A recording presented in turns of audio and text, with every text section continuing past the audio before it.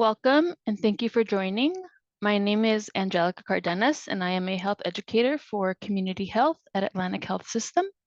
Today's webinar, Stroke and Hypertension, is presented by Anjil Singh and Kelly Ward, both stroke program managers based at Overlook Medical Center.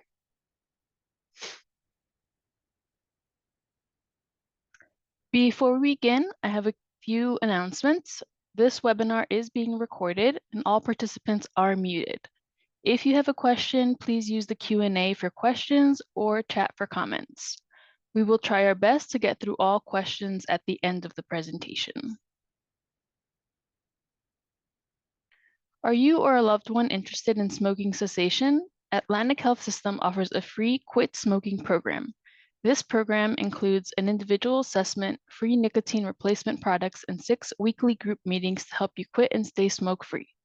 There are multiple dates and times available, with groups available in person or virtually. For more information about these groups and other resources, or for additional dates and times, please call 1-844-472-8499. All right, thank you everybody for joining us today. Today we're going to speak about stroke and hypertension, otherwise known as high blood pressure. So why is this important? Stroke incidence and disability. In terms of that, stroke is the fifth leading cause of death in the United States. However, about 80% of strokes are preventable. Therefore, it's important for patients to know and treat their risk factors appropriately. Hypertension or high blood pressure is known as the #1 cause of stroke. Stroke is the leading cause of serious long-term disability and reduces mobility in more than half of stroke survivors aged 65 or greater. This is the acronym BFAST that we utilize at Atlantic Health System. It's utilized for signs and symptoms for stroke recognition. So the BE in this acronym stands for balance and I. So that includes balance difficulties, difficulty walking, dizziness, as well as eyesight changes that are sudden in onset. Then we have our more traditional stroke signs and symptoms, which include F for face and facial droop on one side of the face, arms, which could be weakness of the arm and or leg on one side of the body, speech, which could be difficulty in articulating speech or understanding another person, or global aphasia, in which you're not able to communicate at all. And T, which stands for terrible headache, as well as time. So it would be a sudden terrible headache, otherwise known as a thunderclap headache, or the worst headache of your life, with no known cause.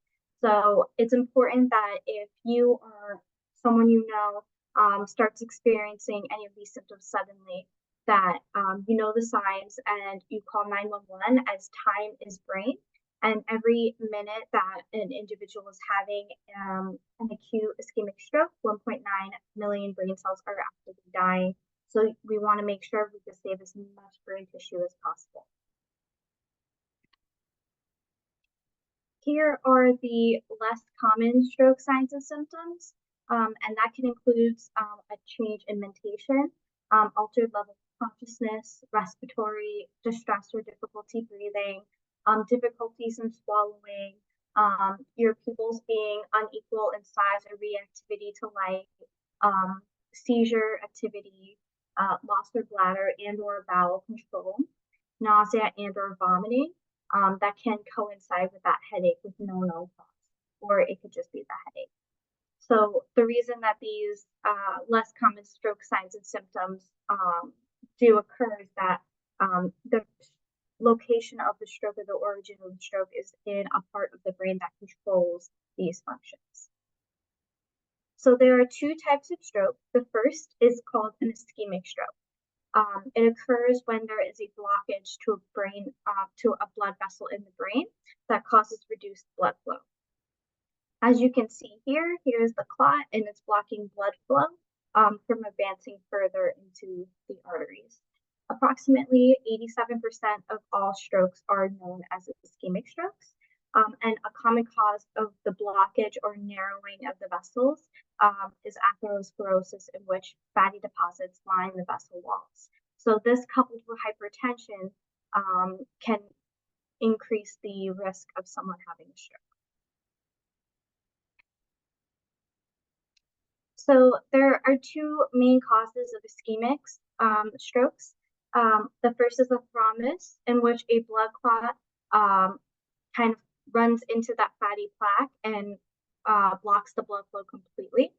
The second is an embolism, in which a blood clot is formed somewhere else in the body, and part of it breaks off and travels through the blood vessels in the brain. This is most commonly caused by something called atrial fibrillation, in which a person has an irregular heartbeat, and it's kind of a quivering of the heartbeat in a way that there's not complete opening and closing of the heart, which causes blood to pool and that blood clot to form. This is the second type of stroke.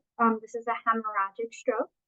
This kind of comprises the remaining 13% of all strokes. And this occurs when a weakened blood vessel ruptures and then causes bleeding into the brain. As you can see here in the photo, there's kind of an outpouching of the vessel, and it causes it to eventually burst. This is most often caused by aneurysms, which are outpouchings, or arteriovenous valve formations, which are basically when the arteries and the veins are kind of intertwined, and that blood supply can be fragile.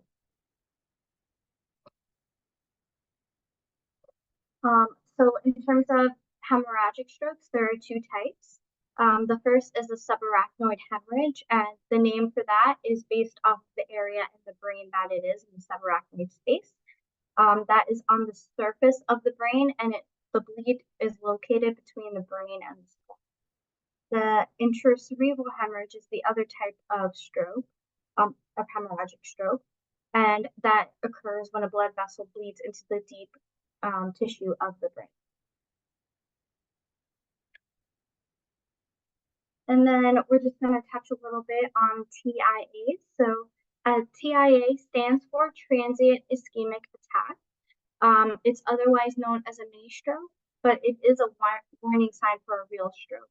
And symptoms are similar to a real stroke. However, the symptoms resolve within minutes to hours. So so basically a smaller clot becomes lodged in the vessel, and rather than staying there and causing brain damage, it passes through within minutes to hours. So it doesn't cause any permanent brain damage. However, more than about 1/3 of TIA patients do have a stroke. So it's very important to consider this to be a medical emergency and seek out medical attention, even if the symptoms resolve, as it can be a precursor for a later event.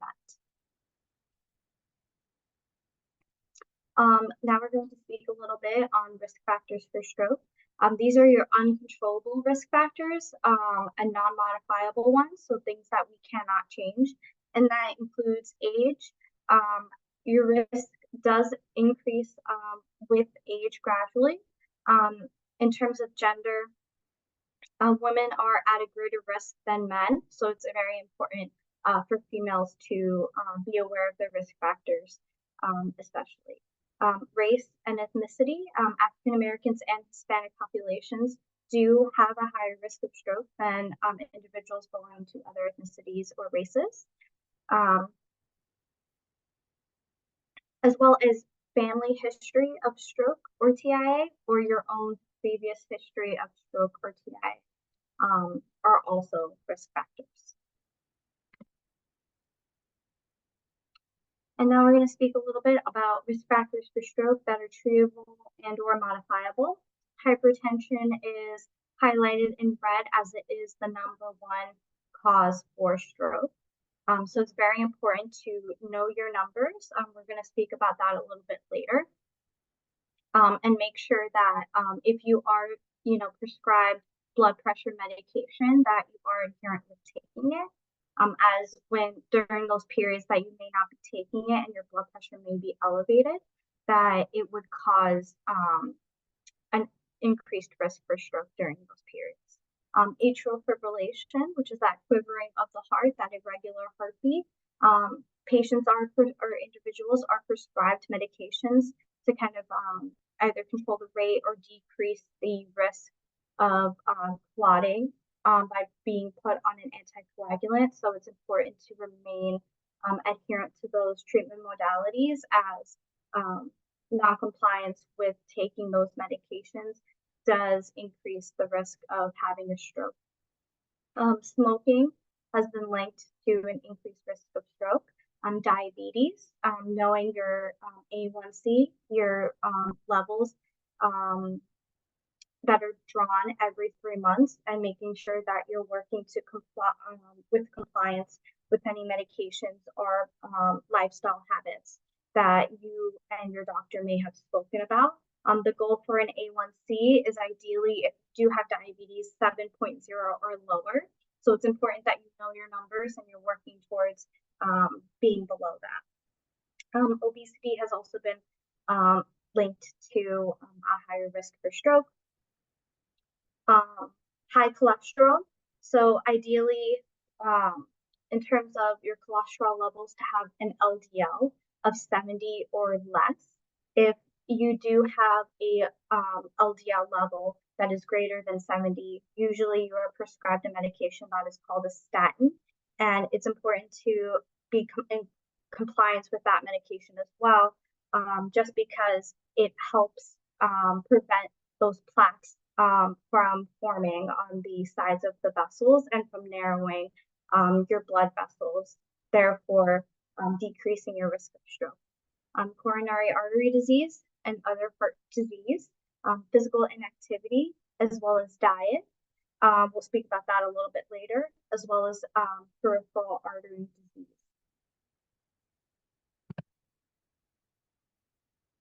So as I spoke about earlier, hypertension is the #1 major risk factor for stroke. About half of American adults have hypertension, however, they do not know it. There are no symptoms to signal high blood pressure, therefore it's often known as silent killer. So it's important that even if you may not have signs and symptoms that may, alert you to having high blood pressure, that you do, go to your doctor and follow up with your primary as appropriate, and make sure that you are well versed in terms of your high blood pressure. So high blood pressure occurs when the force of blood that flows through your arteries and other blood vessels is consistently too high. So that pressure that pushes against the walls of the blood vessels, we want to prevent that from happening, and that is why medication is prescribed to control that. It can uncontrollable high blood pressure can lead to stroke, heart attack, heart failure, or kidney failure.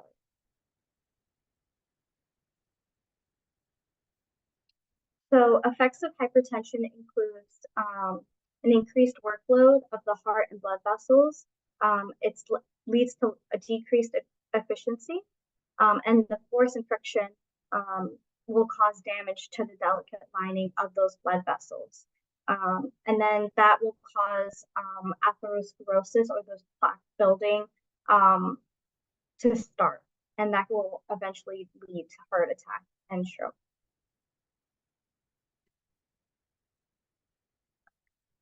Some other effects include straining the eye vessels.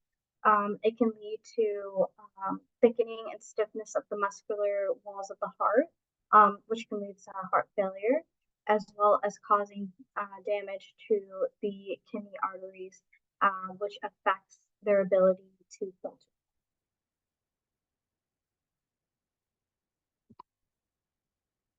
As I had stated before, you can have blood pressure and may not even be aware, so it's important to have your blood pressure checked, whether in your local pharmacy, at your primary care provider, just routinely. Always confirm with your physician what your goal should be, as it can vary a little bit from person to person. The American Heart Association has kind of provided these numbers that you see on the screen.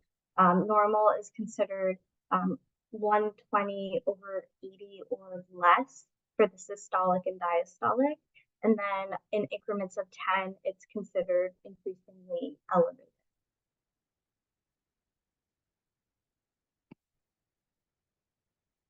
So in terms of these numbers for blood pressure readings, there are two numbers that are expressed in millimeters of mercury, mmHg.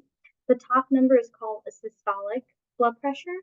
So that represents the amount, how much pressure your heart is exerting against your blood vessel artery walls when your heart beats.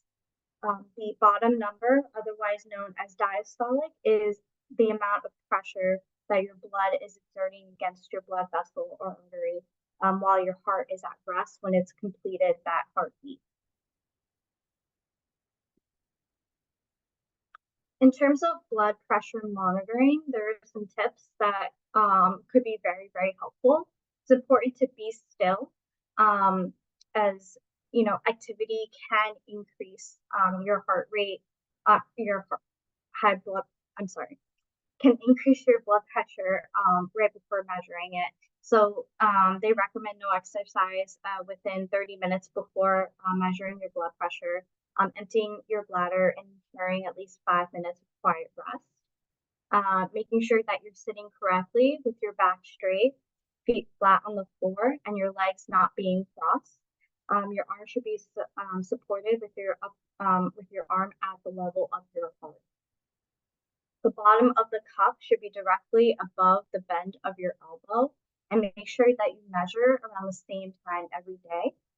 And also try to measure the same arm, as there is a normal variance between the right and the left arm that can be a difference of 10 mmHg. So it's just important to remember that when taking your blood pressure, because it may have that difference may be alarming if you weren't aware. Make sure that you take multiple readings and record the results. Take 2 to 3 readings 1 minute apart and record the results in a chart. We do have one that's kind of available at the end of this presentation. And make sure you take it with you to your appointments, especially if you're noticing variability in your blood pressure, or if you're noticing a kind of a trend in it remaining high. Make sure you don't take the measurement over close, as sometimes that can cause inaccuracy in the reading.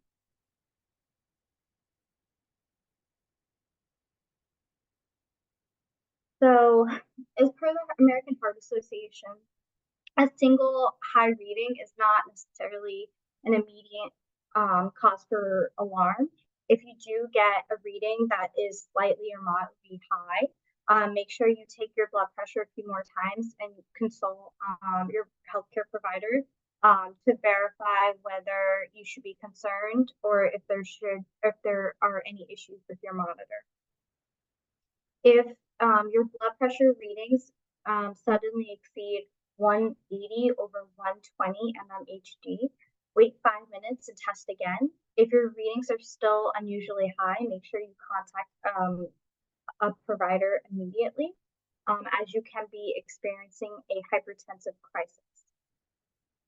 If your blood pressure is higher than 180 over 120 and you are experiencing any of the signs of possible organ damage, or such as chest pain, shortness of breath, back pain, any numbness, weakness, change in vision, difficulty speaking, or any of the other stroke-like symptoms that we had spoken about earlier, do not wait to see if your blood pressure comes down on its own, and do not wait to speak with your healthcare provider. Make sure you call 911 and seek immediate medical attention.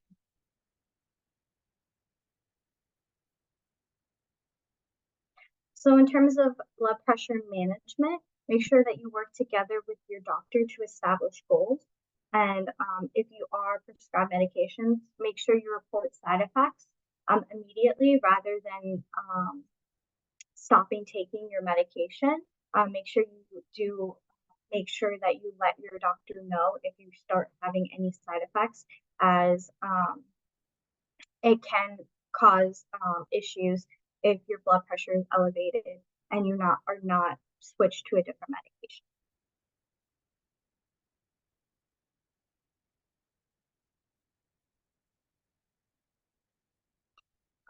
It's also important to eat a heart healthy diet that is low in salt or low in saturated fat and cholesterol. The diet that is prescribed most commonly for stroke is termed as the Mediterranean diet, that is full of healthy fats, beans, legumes, fish, chicken, fruits and veggies.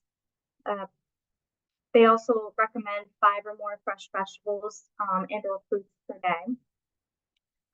Try to engage in regular physical activity that is inclusive of 150 minutes per week of moderate intensity aerobic activities, maintaining a healthy weight, avoiding tobacco use, as well as limiting your alcohol consumption.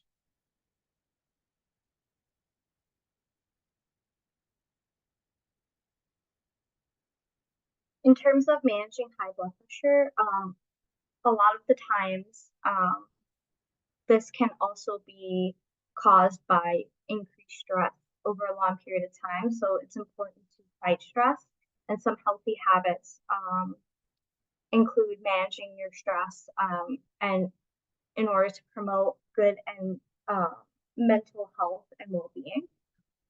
So those include things such as trying to take control over things that you can control, slowing down, getting organized, being active, looking at any bad habits, and then seeing if they no longer serve you, as well as giving yourself grace.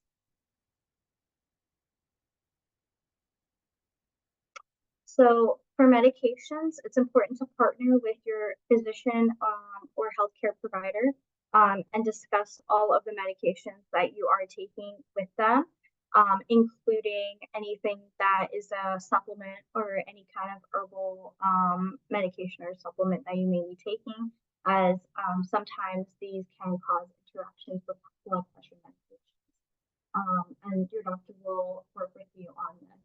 So never stop taking a medication and never change your dose or frequency without your physician's approval, as it can negatively impact your blood pressure.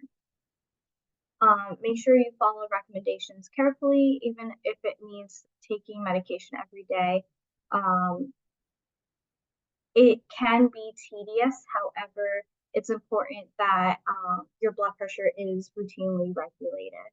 And be aware of how certain over-the-counter OTC medications like decongestants, they may react with your medications and affect your.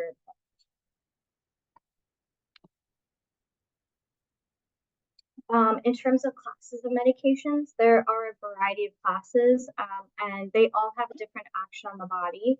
So each class includes a number of different drugs. So make sure that if you do have any side effects, any adverse effects of medications, that you speak with your primary care provider. And the different classes are listed here.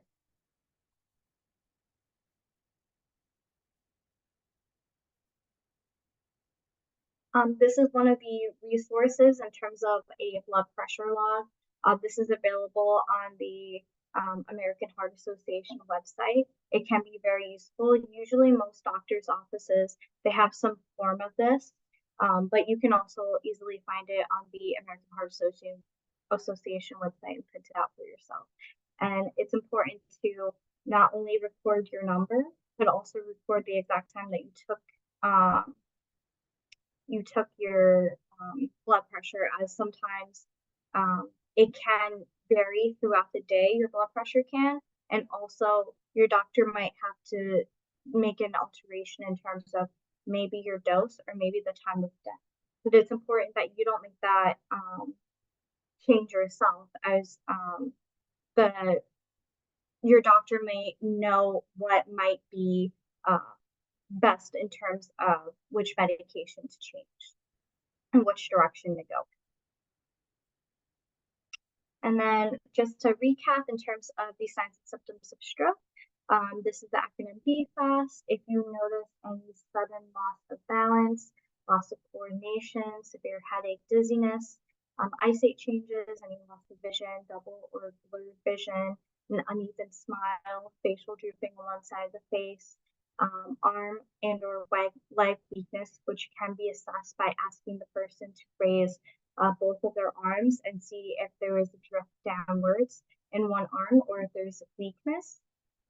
If their speech is slurred, if they have difficulties in understanding you, or if they're unable to articulate anything themselves, as well as if they have a headache that happens suddenly and can be termed as that thunderclap headache or worst headache of their life. So if you observe any of these signs or symptoms, call 911 immediately.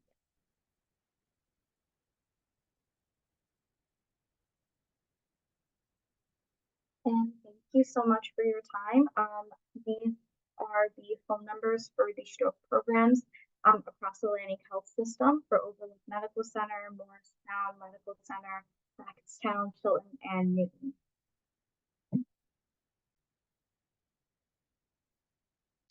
All right, everybody. Thank you for being here and for your participation. We would appreciate it if you can give us some feedback. Please take a minute to fill out today's program survey at the end of this webinar. The link to it is in the chat, and it will also pop up for you once you sign off.